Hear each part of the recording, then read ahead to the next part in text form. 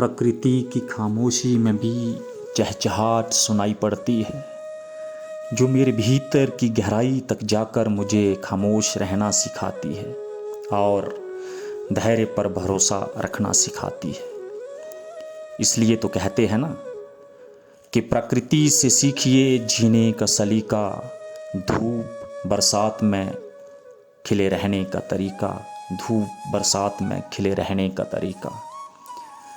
नाज़रीन नमस्ते, आदाब, नमस्कार, सत श्री अकाल। मैं हूँ सुभाष ब्राह्मणु और आपके लिए लेकर आया हूँ बाबा बासुकीनाग डुड्डू की पवित्र वासकुंड यात्रा पर आधारित वीडियो का पार्ट 1। और इसकी शुरुआत में आप देख रहे हैं वादी डुड्डू के खूबसूरत मंज़र। मुझे उम्मीद है कि पूरी वीडियो, पूरा ब्लॉग आपको पसंद आएगा।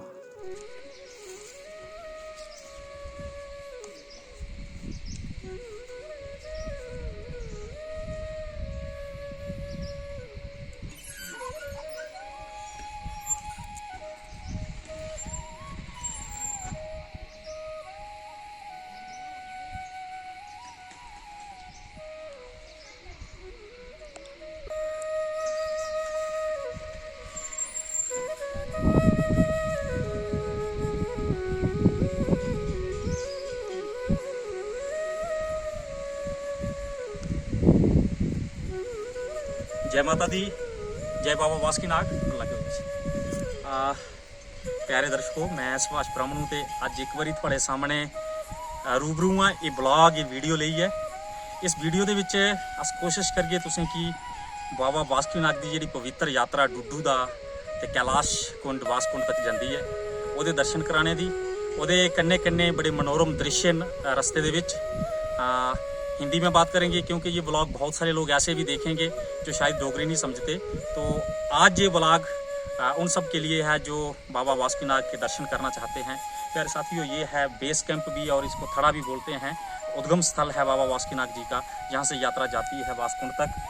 वार्षिक यात्रा वो अलग अलग पड़ाव से होते हुए बड़े मनोरम और बड़े ही सुंदर दृश्य रास्ते में आपको देखने को मिलेंगे।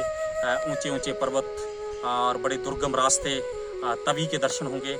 तो जुड़े रहिए इस ब्लॉग में। तो मैं आशा करता हूं कि आप ये ब्लॉग भी पसंद करेंगे। बाबा बासुकीनाग के दर्शन भी ज़रूर आपको करवाएंगे और साथ साथ में जो भी हमारे रास्ते में जो भी चीज़ें और जो भी दृश्य आएंगे आप तक पहुंचाने की कोशिश करेंगे। शुक्रिया। जय बाबा बासुकीनाग। तो प्यारे साथियों, अभी आपने ये दर्शन किए बाबा बासुकीनाग जी के। मैं आपको बता दूँ कि ये वो स्थान है, यहाँ से यात्रा शुरू होती है। उद्गम स्थल है यात्रा का, इसको बेस कैंप भी कहा जाता है और सरकार की तरफ से भी इसको बेस कैंप बनाया जाता है। हर साल यहाँ से यात्रा जो है वासकुंड कैलाश कुंड जाती है। और आपको बता दूं, हर साल यहाँ की जो एक लंगर समिति है उनकी तरफ से यहाँ लंगर का और रात को रुकने की व्यवस्था भी की जाती है। आप देख सकते हैं इस साल हालांकि जो यात्रा है वो रेस्ट्रिक्टेड है, सिर्फ शड़ी को ही इजाज़त है ऊपर जाने की। फिर भी इन लोगों ने शड़ी के साथ जो भी लोग जाएंगे उनके लिए यहाँ लंगर की व्यवस्था कर रखी है। तो हम यहाँ के स्थानीय सरपंच साहब हैं, उनसे जानना चाहेंगे मुख्तसर तौर पर ब्रीफली। सरपंच साहब, जय बाबा बासुकीनाग की। और आप थोड़ा सा हमें बताएं इस लंगर समिति के बारे में और यात्रा के बारे में। जय बाबा बासुकीनाग। ये यात्रा हर साल यहाँ से निकलती है, अगस्त और सितंबर के महीने में ही आती है। ये किसी साल ये अगस्त महीने में यात्रा यहाँ से जाती है और किसी महीने ये सितंबर महीने, जैसे कि इस साल ये 4 सितंबर को कल यहाँ से शड़ी निकलेगी। इसका ये महत्व है कि यहाँ पे ये बाबा बासुकीनाग जो है, यहाँ से इन्होंने अपनी ज़िंदगी बसर की थी और यहाँ से गए थे ये बाबा बासुकीनाग से उद्धार होते हुए कैलाश कुंड में। यहाँ डल झील जो है वहाँ तक का इनका ये सफर है सारा। तो यहाँ पे ये लंगर जो हम हर साल यहाँ पे कोई भी यात्रु जो दूर से आते हैं, नज़दीक से आते हैं, उनके लिए यहाँ पे लंगर की व्यवस्था और रहने की व्यवस्था की होती है। इस साल गवर्नमेंट की तरफ से और एडमिनिस्ट्रेशन की तरफ से कोई भी ऐसी हमें इजाज़त नहीं दी गई है। सिर्फ स्टडी के लिए ही है। मगर जो लोग दूर से आते हैं जिनको पता नहीं है कि उनको ये पता है कि यात्रा यहाँ से जाएगी, मगर ये पता नहीं है कि कोरोना के टाइम में इसकी इजाज़त नहीं है, इसीलिए वो लोग आ रहे हैं। तो उनको देखते हुए हमने थोड़ा सा इस बार लंगर की व्यवस्था तो नहीं, मगर उनके लिए हम खाने का प्रबंध जो कर रहे हैं और रहने का भी उनको हम यहाँ पे पूरी व्यवस्था देंगे। और ये सुबह यहाँ से शरीर निकल। बहुत बहुत शुक्रिया सरपंच साहब। देखिए कितनी श्रद्धा भाव है इनमें कि अगर वो यात्रु जिनको पता नहीं है कि यात्रा नहीं है, अगर वो आते हैं तो उनके रुकने का और उनके खाने का इन्होंने पूरा अरेंजमेंट किया है। बहुत बहुत शुक्रिया आपका। आपको बता दूं कि इसी समिति द्वारा, जिसमें यहाँ के घार गांव के लंबरदार जी हैं, यहाँ के नायब सरपंच जी हैं और बाकी जितने भी स्थानीय लोग आप देख रहे हैं जी, एक श्रद्धा भाव से और सेवा भाव से ना सिर्फ यहाँ बल्कि सेवजधार में एक लंगर की व्यवस्था इनकी तरफ से रहती है। तो जुड़े रहिए आप इसी तरह। आगे अगले पड़ाव से फिर मिलाएंगे आपको अलग अलग जगहों से बासुकीनाग जी की यात्रा और सेवजधार की इस यात्रा में हमारे साथ। शुक्रिया बहुत बहुत।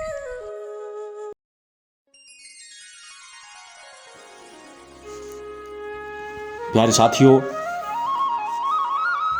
हम पहुंच चुके हैं आघार गांव में। मैं आपको बता दूं कि यही वो मकाम है, यही वो स्थान है, यहाँ तक बाबा बासुकीनाग की बासकुंड यात्रा, या जिसे हम कैलाश कुंड यात्रा भी कहते हैं, उसका सफ़र इसी स्थान तक हम गाड़ियों के माध्यम से तय कर सकते हैं। आप देख सकते हैं कि उधमपुर ज़िला के अलग अलग मकामात से आए हुए यात्रीगणों ने अपनी अपनी गाड़ियां यहां पर पार्क की हैं और इस स्थान से आगे बाबा बासुकीनाग की बासकुंड यात्रा का जो सफ़र है वो पैदल ही तय करना पड़ता है। तो हम सभी, हमारे साथी भी यहीं पर गाड़ी पार्क करके आपको हर स्थान की, हर जगह की जानकारी देने की कोशिश करेंगे। फ़िलहाल आपके सामने ये आघार गांव के कुछ दृश्य हैं। इसके आगे के जो पड़ाव, जो स्थान आएंगे, वहाँ से फिर आपके साथ रूबरू होंगे।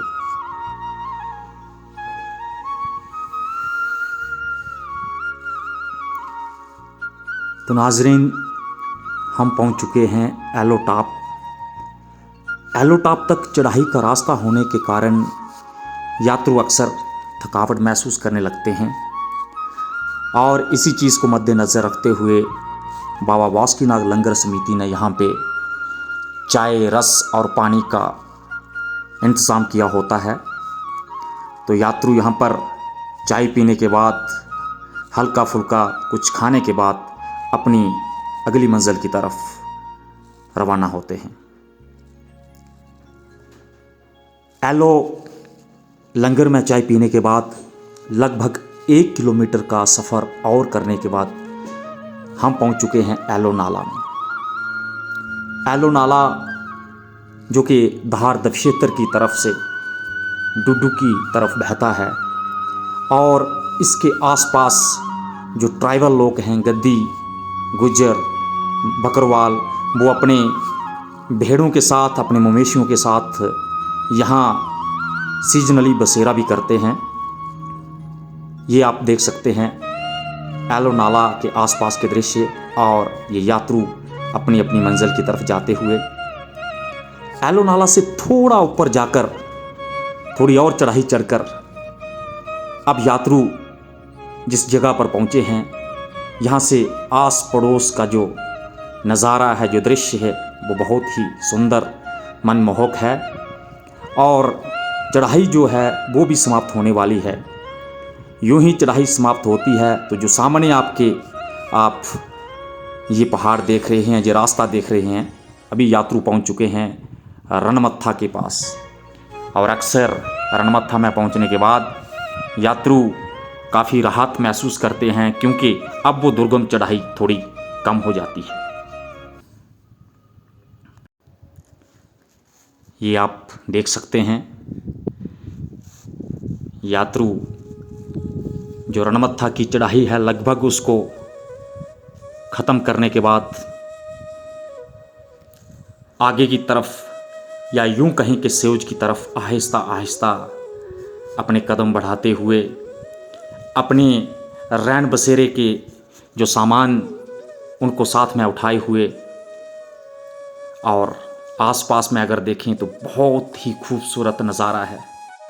इन कुदरती नज़ारों को देखकर बार बार दिलो दिमाग में एक ही ख्याल आता है कि कुछ ठहरा सा दिखता है, कुछ गहरा सा दिखता है, कुछ ठहरा सा दिखता है, कुछ गहरा सा दिखता है, किसी पाक नज़र या कुदरत का यहाँ पहरा सा दिखता है, यहाँ पहरा सा दिखता है। तो साथियों, रनमत्था और मशेडी क्रॉस करने के बाद हम पहुँच चुके हैं हाथनी में। इस जगह का नाम हाथनी पड़ने के पीछे यहाँ का एक विशाल पत्थर है, जिसकी शक्ल, जिसका आकार, जिसकी जो आउटलुक है वो हाथी की तरह है। इसी कारण कुछ दंत कथाओं के मुताबिक इस जगह का नाम हाथनी रखा गया है। और इसमें कोई शक नहीं कि इस पत्थर की जो दिखावट है वो वाकई ही काफ़ी हद तक हाथी से मिलती जुलती है, हाथी की दिखावट से मिलती जुलती है। लेकिन चूँकि पत्थर की ऊंचाई बहुत ज़्यादा है तो मोबाइल कैमरे में उसको एग्जैक्टली कैच कर पाना थोड़ा मुश्किल है, पर आप जितना दूर इस पत्थर से जाएंगे, इसका आकार, इसकी दिखावट हाथी की दिखावट की तरह दिखने लगती है।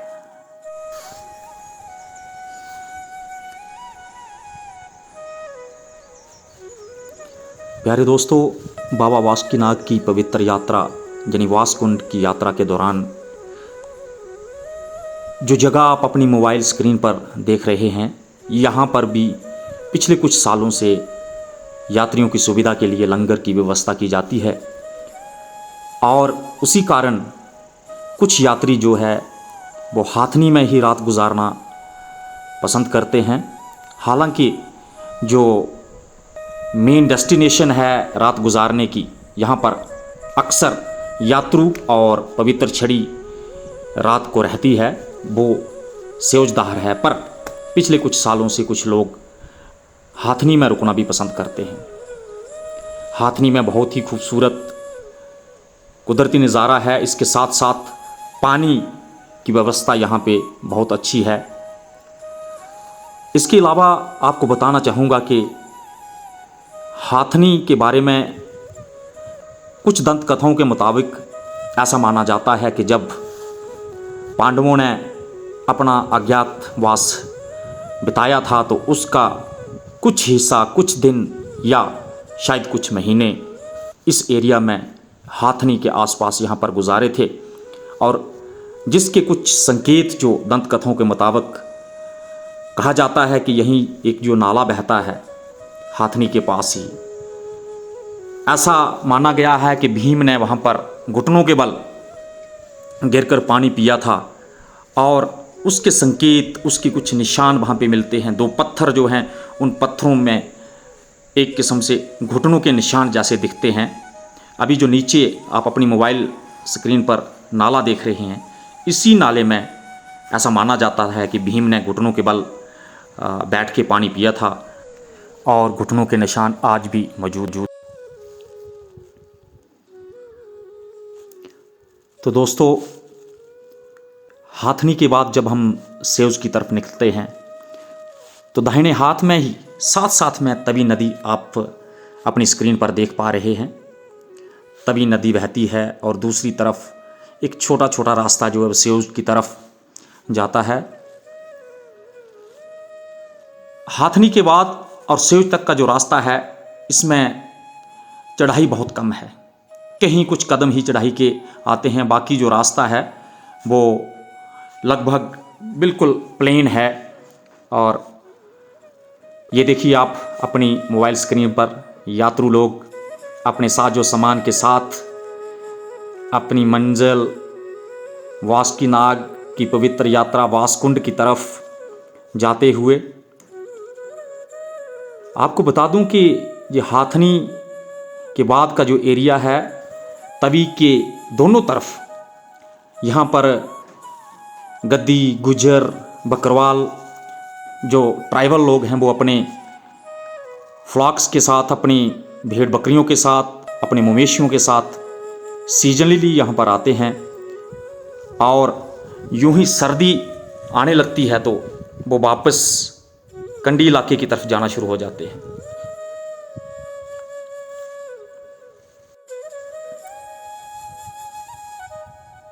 तो नाजरीन,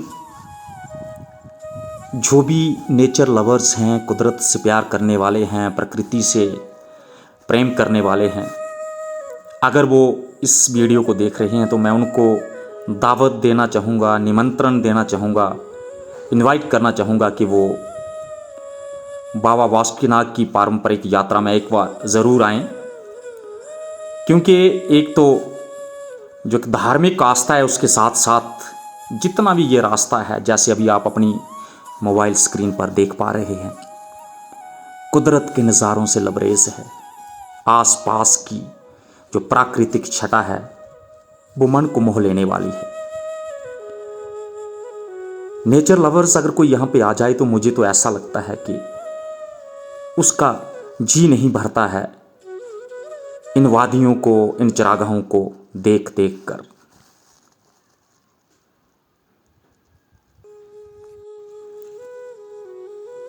प्यारे दोस्तों, जितना भी ये इलाका, ये सरसब्ज़ चरागाहें, खूबसूरत वादियाँ आप देख रहे हैं, इस पूरे एरिए को कांजी कहा जाता है।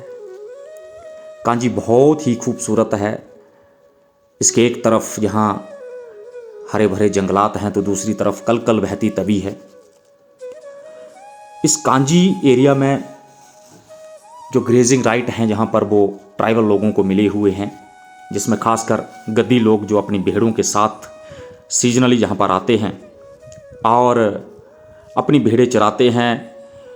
उनके अलावा जो गुज्जर लोग हैं जो अपनी भैंसों के साथ यहाँ पर आते हैं और वो भी 3 से 4 महीने यहाँ पर बसेरा करते हैं अपनी भैंसों के साथ, मवेशियों के साथ, और उसके बाद फिर दोबारा वो गर्म इलाकों की तरफ प्रस्थान करते हैं।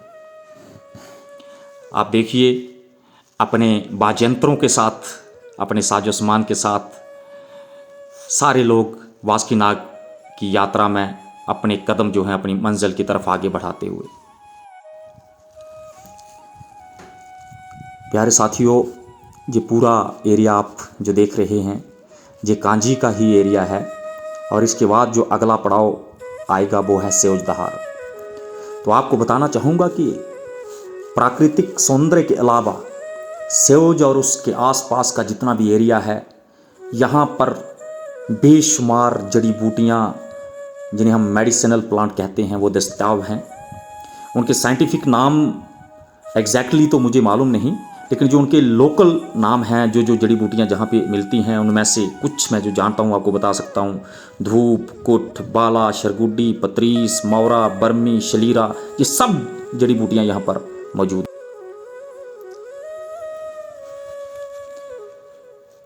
अब प्यारे साथियों, अपनी मोबाइल स्क्रीन पर आप देख पा रहे हैं याक, जिनको हम लोकल भाषा में चौर कहते हैं। बड़ा ही खूबसूरत ये जानवर होता है और अक्सर जो भद्रवाह साइड के लोग हैं वो गर्मियों के मौसम में इनको यहाँ पर छोड़ जाते हैं और सर्दी पड़ते ही ये वापस अपने घरों की तरफ चले जाते हैं। और ये देखिए कितना खूबसूरत नज़ारा है। हमारे गद्दी भाई अपने पशुधन के साथ, अपनी भेड़ों के साथ इन ढोकों में, इन धारों में 5 से 6 महीने गुजारते हैं और फिर वापस। प्यारे साथियों, अब हम लगभग पहुंच चुके हैं सेवजदहार में, पर सेवजदहार और उसके बाद के सफ़र को देखने के लिए आपको थोड़ा सा इंतज़ार करना पड़ेगा, क्योंकि बाबा बासुकीनाथ की बासकुंड यात्रा पर आधारित ये व्लॉग, ये वीडियो का पहला पार्ट भाग 1 जो है हम यहीं पर समाप्त कर रहे हैं। पर आप सभी से मेरी गुजारिश है कि आप इस पूरी वीडियो को ज़रूर देखें और अपने साथियों को भी शेयर करें। साथ में हमें बताने की ज़रूर कोशिश करें कि आप सबको Subhash Brahmanu and Arvind Brahmanu YouTube channel की ये कोशिश कैसी लगी। पार्ट 1 को ज़रूर देखिए, ज़्यादा से ज़्यादा शेयर कीजिए और जल्द ही इसी चैनल पर Subhash Brahmanu and Arvind Brahmanu YouTube channel पर बाबा वासुकीनाथ की बासकुंड यात्रा का पार्ट 2 जो है हम आप सबके लिए लेकर आएंगे। तब तक दीजिए इजाज़त। बहुत बहुत शुक्रिया।